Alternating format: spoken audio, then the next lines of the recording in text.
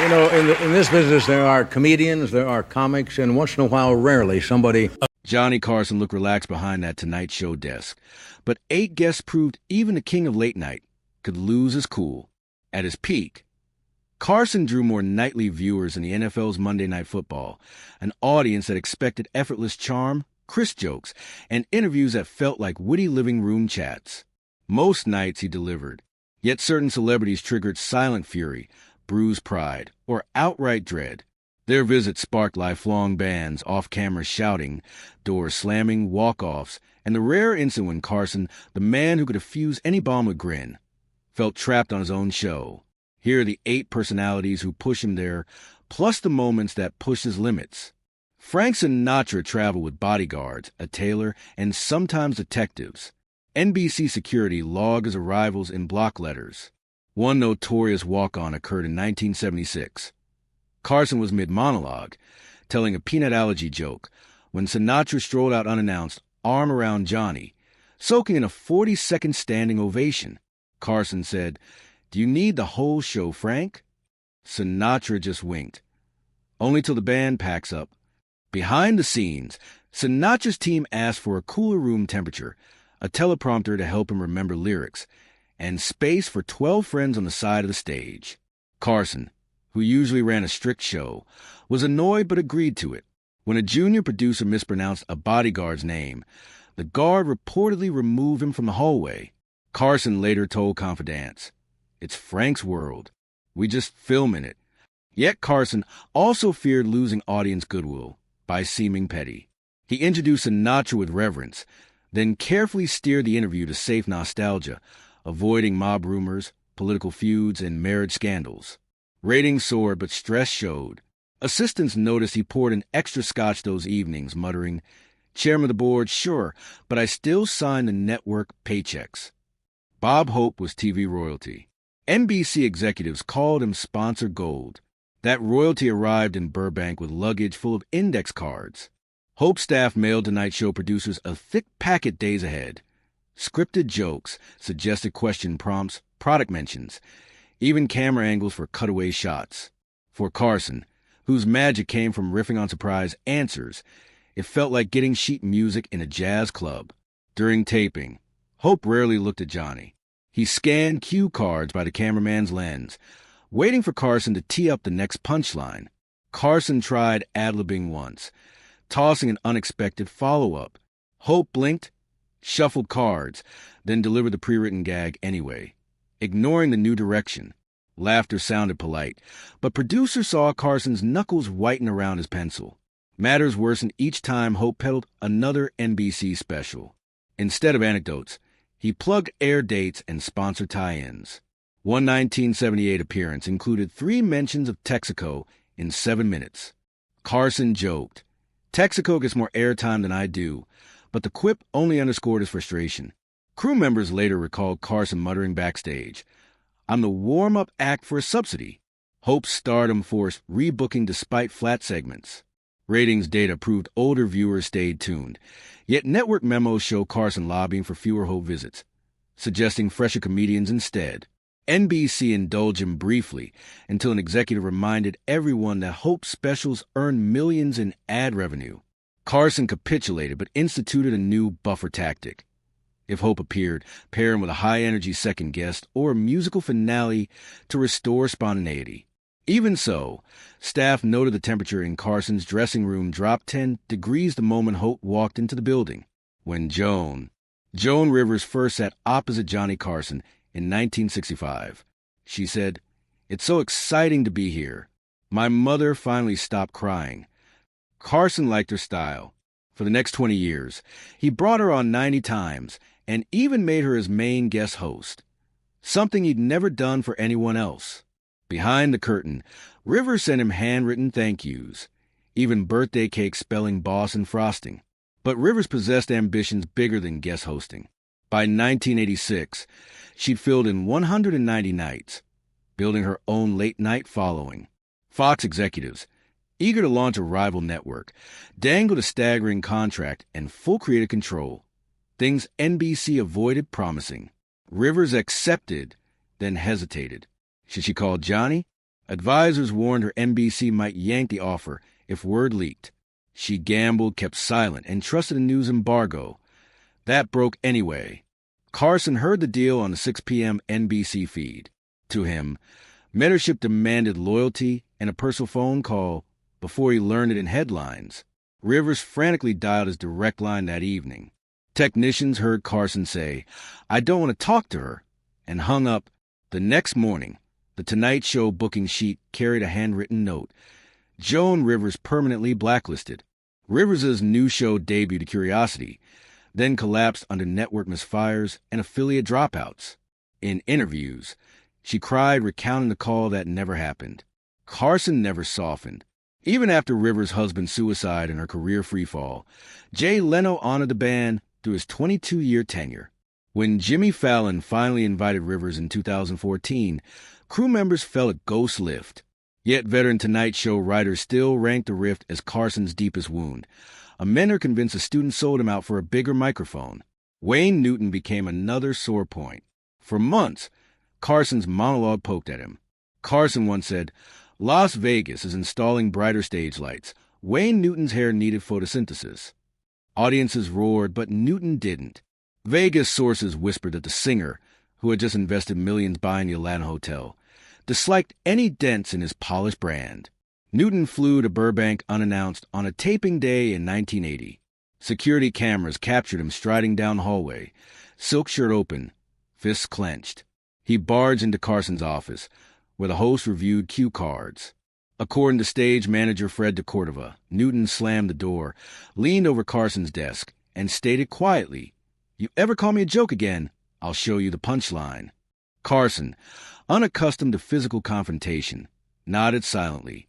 Newton walked out. Crew members say Carson stayed motionless a full minute before exhaling. Well, damn. That night, the script cut all Newton jokes. Carson never admitted fear on air, but insiders observed a shift. Monologue barbs turned towards safer targets: politicians, airlines, the weather. Newton returned as a musical guest only with contractual assurances. No jokes before or after, no mention of prior tension. The once playful host now stepped gingerly around the crooner's high notes. Proof that a single hallway showdown could silence late-night's sharpest tongue. Fred Rogers on The Tonight Show seemed like a surefire heartwarmer. Pair the gentlest man on daytime TV with late night's favorite host. Even the booking memos sounded cozy. 5-minute chat, light demo of neighborhood puppets, ideal break from celebrity plug segments. But from the moment Rogers walked through the curtain, the tempo gap became obvious. He paused center stage, gave the crowd a small wave, and said, "Thank you very much, friends. I'm very glad to be here." The applause machine kept whirring, because no one on the floor crew could tell if he'd finished his greeting. Carson led with this line, "Fred, I wore my sneakers in your honor," lifting a shiny loafer to reveal a gagged pair of bright white canvas shoes he'd slipped on seconds earlier. Roger smiled, folded his hands, and replied, "That's very thoughtful, Johnny. Sneakers can help us feel ready to play." The audience laughed politely, expecting a tag from Johnny. None came. Rogers thought his sentence complete. Dead air swallowed the punchline, and the booth frantically widened the camera shot to capture both men while Carson regrouped. Johnny tried another angle. "Kids, letters gone wrong, maybe. A craziest fan mail anecdote?" Rogers countered with a careful story about a 7-year-old who feared bathtub drains and how imagination can turn fear into curiosity. He spoke in patient, measured phrases, leaving 2-second rest between thoughts. Perfect pacing for preschoolers and eternity for 11:45 p.m. television. In control room, Associate Director Bobby Quinn tapped a stopwatch. Every planned punchline slid 30 seconds further down the rundown. Cue card handlers started crossing off jokes because the beats no longer fit. Carson understood the unspoken rule. You don't roast Mr. Rogers. Making him the butt of a joke risked looking cruel. So Johnny stayed respectful, nodding through what eventually became a 5-minute reflection on the power of make-believe. Viewers at home saw warmth. Stagehands saw sweat forming under Carson's collar. When the band finally played the commercial sting, the host exhaled hard enough to fog the desk glass. Post-show autopsy was brutal. A minute-by-minute Nielsen check showed a 3-point dip during Rogers' answers. And the laughter count, compiled by production interns with hand clickers, logged 22 laughs. A novelty animal segment the night before had hit 60.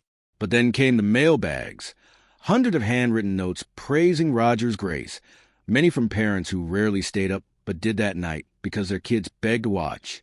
We gained goodwill, producer Fred DeCorv admitted, just not momentum. Adjustments followed. Rogers' future invitations were slotted into December broadcasts when audiences tolerated sentimentality. Writers shaved 2 jokes off Carson's monologue to free extra cushion time. Talent coordinators asked Rogers to bring a tangible prop, a small trolley, a puppet, so Johnny had something playful to interact with. Even then, directors kept a musical act on standby in case pacing lagged. Off camera, Carson remained courteous, shaking Rogers' hand and thanking him sincerely. Yet as they parted, he whispered to a stage manager, "Book him after a stand-up, not before. Daddy needs caffeine after that." Years later, asked in private about the gentlest guest he ever hosted, Carson said, "Fred Rogers, wonderful man. But trust me, it's the only interview where I kept checking the clock and my pulse at the same time." Charlton Heston approached interviews like Senate testimonies. Carson would ask, "Chuck, ever get hurt doing those chariot scenes?" Heston leaned back, recalling childhood horse ranching, Yale Drama School, and the philosophy of risk and art. 5 minutes later, he arrived at the cracked rib anecdote, while the studio band twiddled their thumbs and Carson's head bobbed politely. At commercial breaks, Heston clarified points with off-air footnotes. He referenced Greek tragedy, quoted Plutarch, and urged Johnny to visit the NRA Museum. Carson preferred a rapid question. Punchline rally, Heston volleyed treatises. After a 1987 episode, producers counted 9 audience laugh bursts, down from a usual 30. Carson's crew experimented. They placed comic Don Rickles after Heston to revive energy. Rickles entered, saw the serious mood, and joked, "Who died? Oh, it was the audience." The crowd erupted. Backstage, Carson thanked Rickles and whispered, "Always follow Moses with mayhem." Heston remained welcome on the show, but under strict time limits. 8 minutes, no political rants, 1 epic story max. Don Rickles believed in comedic demolition. Insult so fast no one could build a defense. He greeted Carson's audience with, "Look at you, 30 million people watching a hockey puck." Carson played the straight man until Rickles crossed from playful to disrespectful. In 1976, Rickles guest hosted and accidentally broke Carson's cherished wooden cigarette box. When Carson returned the next night, he discovered the damage live on air, halted the broadcast, and marched to the adjacent set where Rickles was filming CPO Sharkey. Cameras followed as Carson confronted him. "You broke my box." Rickles cowed theatrically. America howled. But off camera, Carson noted Rickles ignored time cues, overshadowed other guests, and occasionally roasted topics NBC censors flagged. After a 1985 appearance where Rickles mocked an audience member's weight, complaints poured in. Carson imposed new guardrails, pre-interview limits, set destruction kept minimal, family jokes PG. Rickles complied barely because he cherished their friendship, but segments still left Carson sweating. Stagehands joked they needed Rickles once a sweeps period, never twice.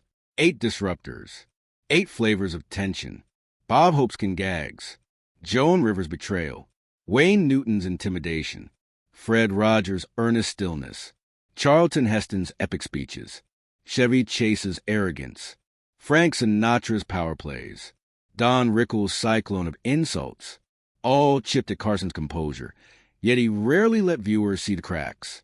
Watching those episodes now, you'll find tiny tells, a tightened grip on a pencil, a faster sip from the coffee mug, a slightly forced laugh that lasts a beat too long. That's a hidden craft of hosting. Turning irritation into entertainment, betrayal into ratings, dread into an even sharper punchline. The next time you cue up a classic Tonight Show clip, pay attention to the spaces between laughs.